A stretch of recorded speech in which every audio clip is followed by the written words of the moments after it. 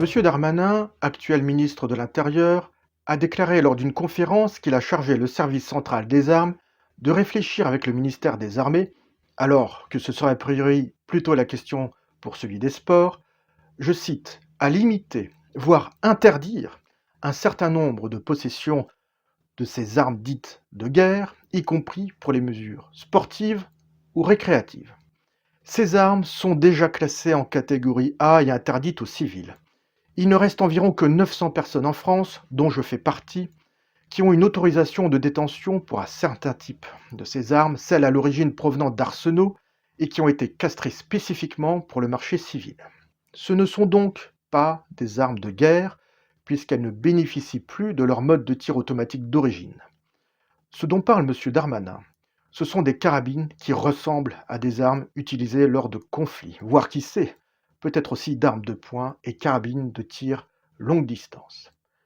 Les vraies armes de guerre et les vrais conflits sont dans les cités. Désormais, les détenteurs légaux d'armes à feu avec des amalgames et des inexactitudes, en exploitant l'émoi de faits divers spécifiques et rares, avec des armes légales, rares comparées à tous ceux perpétués par les criminels et leurs armes illégales, ne résoudra en rien les difficultés sécuritaires que connaît notre pays. Ce ne sera au mieux qu'une courte diversion, mais indubitablement une perte de liberté de plus, une double peine pour les citoyens et la mise en difficulté de nombreux professionnels.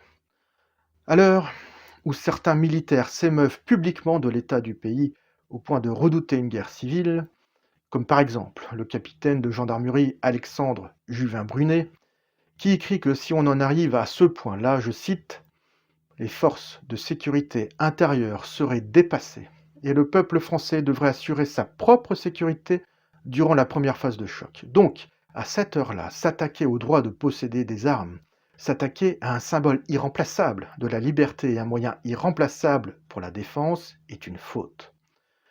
Le désarmement d'un peuple n'est jamais anodin. Les désarmements précèdent les tyrannies, les désarmements précèdent les génocides, les désarmements précèdent les guerres, comme cela a été le cas en 1939 lorsque le port d'armes a été interdit en France. Le désarmement des peuples est le signe de la soumission à un régime, comme cela a été le cas en France avec l'aristocratie ou le régime de Vichy qui a instauré la peine de mort pour la détention d'armes. Le comte Mirabeau avait proposé au Comité des Cinq, qui travaillait sur la Déclaration des droits de l'homme et du citoyen, dont on rappelle l'attachement du peuple français en préambule de notre Constitution, un article pour le droit à la détention d'armes, pour sa défense et celle de sa liberté. Les membres du comité avaient convenu qu'il était un des principaux garants de la liberté politique et civile, mais ne l'ont pas retenu car évident de sa nature.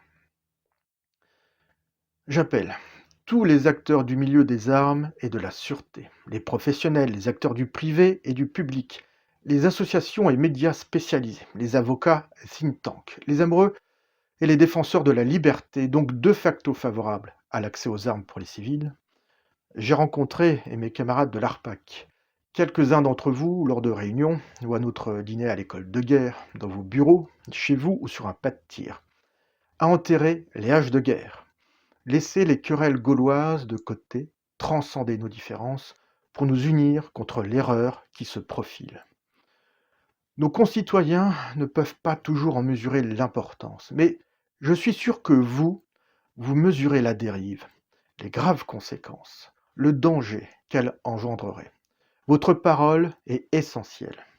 J'appelle les partis politiques, les hommes et femmes engagés à tout niveau dans la vie de la cité, à mettre fin aux amalgames et défendre la liberté des citoyens français. Je vous appelle à être à la hauteur de la confiance qu'ils mettent en vous par votre confiance en eux.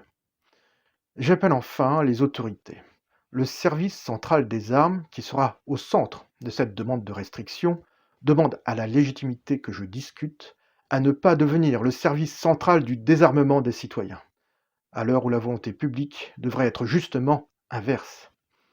Je vous appelle à faire preuve de raison, de justesse et de résister au calcul à la vue courte, à ne pas renverser le devoir d'assurer la sécurité des citoyens en les désarmant. Le principe de subsidiarité, le continuum de sécurité, la citoyenneté, les droits naturels des individus ne doivent pas rester de vains mots quand on est au service du peuple. Nous voulons tous la sécurité, mais la sécurité n'a aucun sens sans la liberté et la sécurité des individus.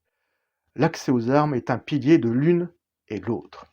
Je vous propose d'arriver à ce but qui, j'espère, partagé, de préserver l'une et l'autre en profitant de cette opportunité pour mettre fin au mélange inadéquat entre le but d'une arme, c'est-à-dire assurer sa défense ou celle d'autrui, et le sport. Cet abandon de la vraie nature du tir et du droit de posséder des armes en la conditionnant à la pratique, même implicite, du sport n'aurait jamais dû avoir lieu. Il était le fruit d'un échec de l'administration et d'une solution aberrante. Les citoyens ne doivent pas subir une situation artificielle, hypocrite ou défaillante pour que nous puissions en sortir gagnants. Je vous demande d'absolument préserver l'accès actuel aux armes des citoyens, si ce n'est l'améliorer, ce qui est possible, par exemple, par la création d'une fédération de tir dynamique, de défense, ouverte aux civils, aux privés et aux professionnels, pour disposer de l'encadrement nécessaire pour émettre un avis préalable à la détention d'armes, aux besoins de formation nécessaires de leurs détenteurs, le cas échéant de ceux qui les portent, et qui ne sont pas assurés aujourd'hui, et d'ainsi disposer d'infrastructures et d'un encadrement adéquat pour la pratique d'un tir qui répond aux besoins de ses pratiquants. Cette évolution est tout à fait réalisable et déjà, lorsque c'est trop rarement possible, pratiquée dans les faits. Les frais seraient couverts par les adhérents, elle est légitime, donnons-lui corps. Par exemple, l'École nationale d'instruction du tir a déjà les bases nécessaires pour la réussir. C'est une question de volonté, partageons cette ambition. Tout le monde en sortira gagnant. Cela répondra à la demande de Monsieur le ministre, à la demande de détenteurs d'armes respectueux des lois de la République, à l'exigence de sécurité et au devoir de liberté.